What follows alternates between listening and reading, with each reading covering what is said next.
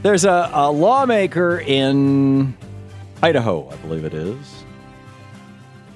Yeah, the Idaho Senate Education Committee chair, a fellow by the name of John Good, Republican, state senator, has introduced a bill to require all students to read Atlas Shrugged, Ayn Rand's, one of Ayn Rand's many books, probably the most famous of her books, because he says the book made my son a Republican, which I would think would horrify anybody who's actually an objectivist, because Republicans are about as far from objectivism as you can get. But nonetheless,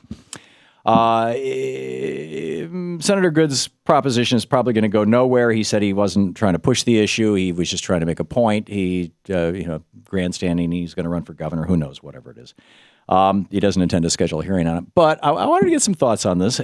Ed Hudgins is with us. He is the director of advocacy for the Atlas Society, atlassociety.org, one of the groups that wants to promulgate Ayn Rand's writings all over the globe. Ed, welcome to the program. Hi, how you doing? Just fine. Mm-hmm. Where is John Galt? Who is John Galt? My question is, who gives a rat's patootie where or how or who John Galt is? If the billionaires went on strike, which is the basic premise of Atlas Shrugged, do you really think that our civilization would collapse like Ayn Rand suggested? Or wouldn't there be a bunch of people willing to step up and take their places? Well, actually, it's a good question. By the way, your point about Republicans and objectivists is an accurate one. I'm literally revising a major piece I did where I talk about the problems with the Republican Party, and that is that they really don't stand for consistently for freedom and free markets. They stand for the corporate capitalism, or crony capitalism, I should say, as opposed to real wealth creators sometimes. But let me give you wealth creators. The wealth creators are the working people, Ed, the people that Ayn Rand makes fun of in her book. Let me answer your question before you get into this. Why? First of all, Rand's works, especially Atlas Shrugged, have had a resurgence in popularity in the last few years, with sales in some case dwarfing what the sales were back in 1957 when the book came out. And I think that's for several major reasons. First of all, the plot of the book, The Collapse of Industrial America Under the Weight of Government Regulations and Socialism, tracks very well, unfortunately, with what's happening in the country today, including in some very interesting details. No, it does not. For example, in Atlas Shrugged, you have heroes who are real wealth creators, and you have crony capitalists. They're not wealth creators. Dabney Taggart inherited their money from their father. Do you want to talk over me and want me to answer the question? I answer the question. Well, if you're going to concatenate falsehoods, I will occasionally interrupt you. Who are real wealth creators? In other words, people who are innovating new industries. I could give you those in, of course, the high-tech areas. You can talk about people like Elon Musk of SpaceX. I'm big on private space exploration, for example. You have these wealth creators who bring up entire new industries, inventions, medical devices, etc. And then you have a group that prospers because they get huge government bailouts. They get huge government. You're talking about the oil companies, the banks? All sorts of things like that. Yeah. And so Rand makes a very clear distinction between these two types of people and says, please don't confuse the two. Yeah. She really outlines in Atlas Shrugged in the plot of the story. But Ed, what you have completely missed was my original point. Producers. You have completely you've completely missed my original point, and that is that the people who are creating the wealth are the workers. Ayn Rand denigrates the workers continuously through the book and keeps elevating to the point of sainthood these people who inherited billions of dollars from their parents and grandparents. Let me talk about workers versus others. By the way, I am a worker in the sense that I'm sitting here at my desk doing work.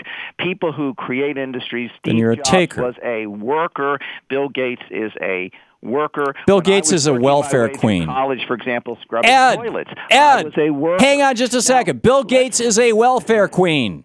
Let me. If it wasn't for government regulation, if it wasn't for copyright laws, Bill Gates would be a multimillionaire, not a billionaire. Software did not exist before Bill Gates and his company produce them. Do a lot of these companies get government handouts? Well, yes, and I've said this has got nothing to do with government handouts. Excuse me.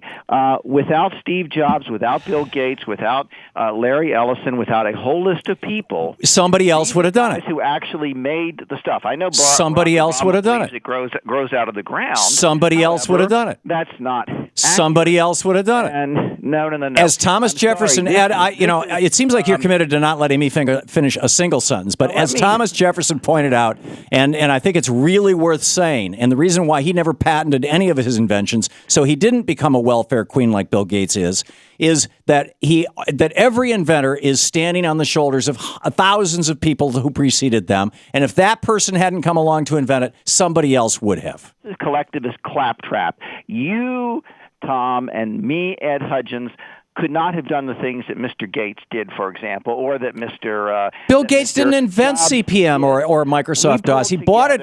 He bought it from the guy who invented it. It's a company that produced software that we're all using in our computers, unless, of course, you use a different system, unless you use, say, Steve Jobs' system or one of the competing systems. This is exactly the point that differentiates, I think, the left from what I call the libertarian right, not necessarily the Republican right, is this view of creators. Ed, can you answer my original question? A difference. Can you answer my original question? I think I did answer your original question. So you really and truly believe that if the billionaires in our society, if the billionaires were to go on strike and went off and started their own little paradise on Vashon Island or something. I said the wealth creators, not people who got rich because they got, for example, Wall Street. Okay, so you're saying if the working people of America left. I am saying that if all the productive people basically quit, I think the society would fall apart. The reason it continues is because those people have an interest in trying to preserve it, trying to muddle through it. So in your world, they can. I would like in to your world, producer in your world, you are convinced that there is a very small number of us who can actually come up with a good idea and do something about it. And if that very small number of us were to go away, then society is screwed. Am I accurate?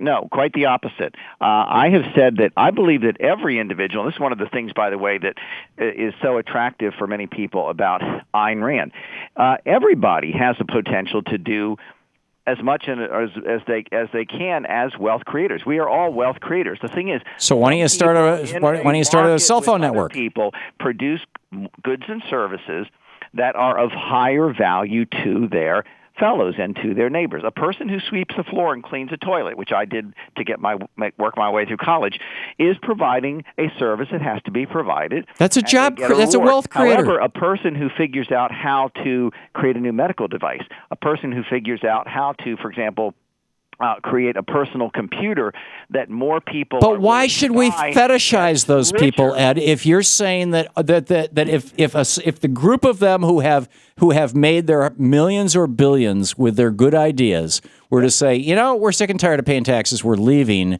And you're saying, hey, there's lots and lots of us who can fill their shoes, who will step into their shoes. Why are you fetishizing those people? Again, let me help you. Let me help you on this distinction.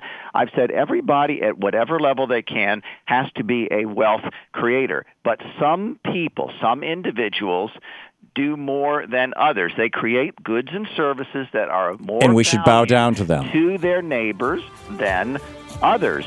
And so it's not just that personal computers grow out of the ground. Someone has to figure out how to do that, how to be innovative. No, they actually came out of federal government programs. I mean, go back and look at the history of it. But in any case, Ed Hudgins, atlassociety.org. Ed, thanks for dropping by today. Good talking to you. Are you still talking? Okay. This is the Thom Hartmann Program. We'll be back 16 minutes past the hour. Your thoughts on Ayn Rand, Atlas Shrugged?